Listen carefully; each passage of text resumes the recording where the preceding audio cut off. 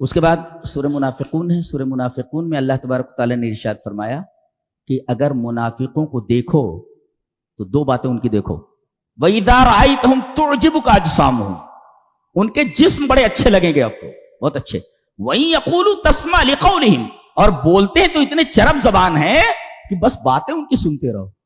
یعنی مفسر لکھتا ہے کہ يَهْتَمُونَ بِالظَّاهِرِ وَلَا يُصْلِحُونَ الْبَاطِنَ، یہ ظاہر کے اوپر بڑا توجہ دیتے ہیں، باطن کے اوپر نہیں. یہ نفاق کی علامت ہے.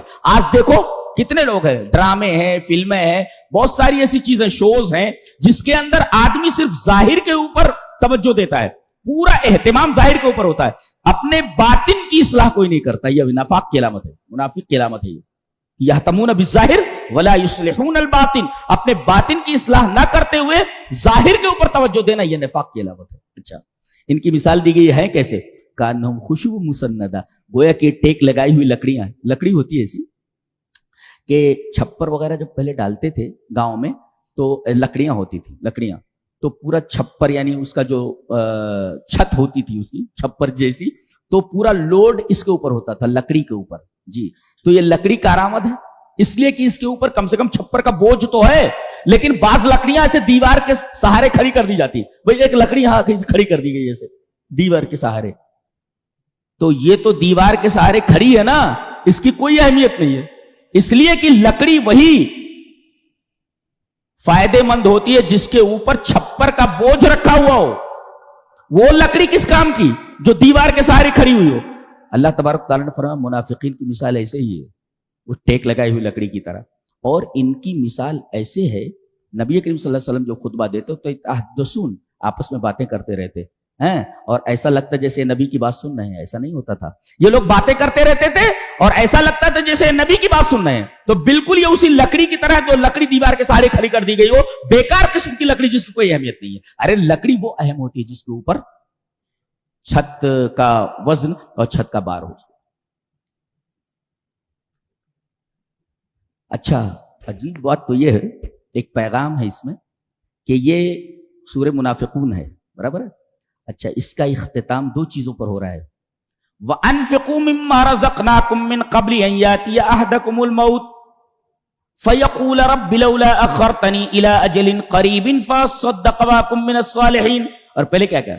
یا ایھا الذین آمنوا لا تلھکم اموالکم ولا اولادکم عن ذکر اللہ، تمہارے مال اور تمہاری اولاد اللہ کے ذکر سے تمہیں غافل نہ ہونے دیں، اللہ کا ذکر. اور دوسرے صدقہ، فاصدق واکم. سورہ منافقون کے آخر میں اللہ تبارک و تعالی ذکر اور صدقے کا ذکر کیوں کر رہا ہے؟ ذکر کا ذکر ہے اور صدقے کا ذکر ہے، یہ بتانے کے لیے کہ نفاق کا علاج دو ہی چیزوں سے ہو سکتا ہے، ایک تو اللہ کے ذکر سے یا پھر اللہ کی راہ میں صدقہ و خیرات سے. لہذا اگر نفاق کا علاج کر رہا ہے، ہر مرض کا ایک علاج ہوتا ہے، نفاق کا علاج کیا ہے؟ سورہ منافقون ہے، یہ منافق ہیں سب. ان منافقین کے اس مرض نفاق کا علاج کیا ہے؟ علاج بتایا گیا، دو چیزیں، اللہ کا ذکر اور صدقہ. اور ان کے بارے میں یہ ہے کہ لا یذکرون اللہ الا قلیلا، ذکر بہت کم کرتے تھے، یہ ذکر کرتے ہی نہیں تھے اللہ تبارک تعالیٰ کا. تو یہ نفاق کی علامت تھی اللہ کا ذکر نہ کرنا.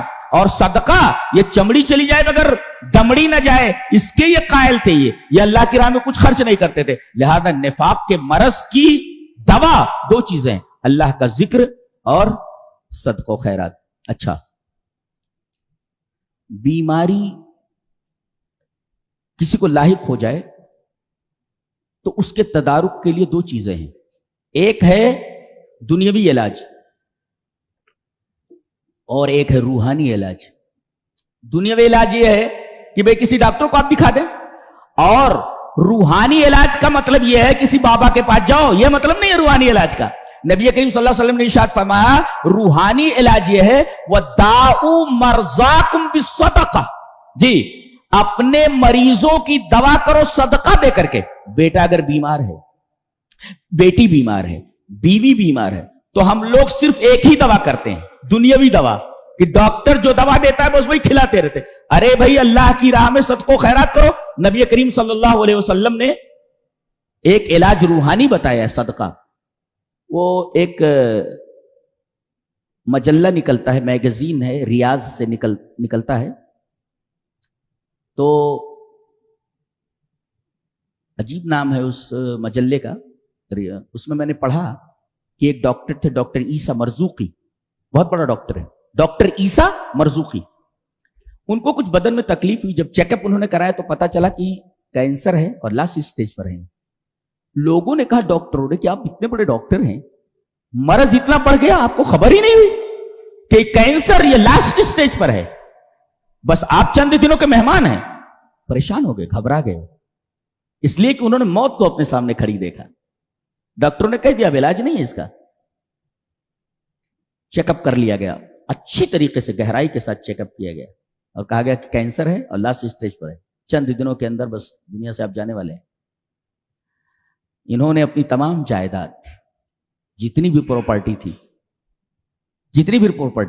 ایک ایسی بیوہ کو جس کے بچے بہت زیادہ تھے، بچے بیمار رہتے تھے، پریشان حال تھے، بھوک پیاس سے پریشان رہتے تھے، انہوں نے اپنی پوری جائیداد اس بیوہ کو دے دی، کے نام لکھ دیا. انہوں نے کہتے ہیں چند دنوں کے بعد یہ انتظار کر رہے تھے موت کا، انہیں کچھ افاقہ محسوس ہونے لگا بغیر دوا کھائے ہوئے. بعد میں چیک اپ کرا تو کینسر تھا ہی نہیں. جی کینسر تھا ہی نہیں. وَدَاوُوا مَرْضَاكُمْ بِالصَّدَقَةِ، مرض کے دو علاج، ایک دنیاوی کسی طبیب کو دکھائیے، ڈاکٹر کو دکھائیے، اور ایک علاج اور بھی ہے وَدَاوُوا، یہ نبی کریم صلی اللہ علیہ وسلم بتایا، یہ حدیث صحیح ہے. وَدَاوُوا مَرْضَاكُمْ بِالصَّدَقَةِ، اپنے مریضوں کا علاج صدقہ دے کر کے کرو. جی تو ایک علاج یہ بھی. اور سورہ منافقون کے آخر میں صدقہ اور اللہ کا ذکر، دو چیزوں کا تذکرہ گیا. یہ نفاق کا جو مرض ہوتا ہے، بیماری، یہ دو چیزوں سے دور ہو سکتی ہے.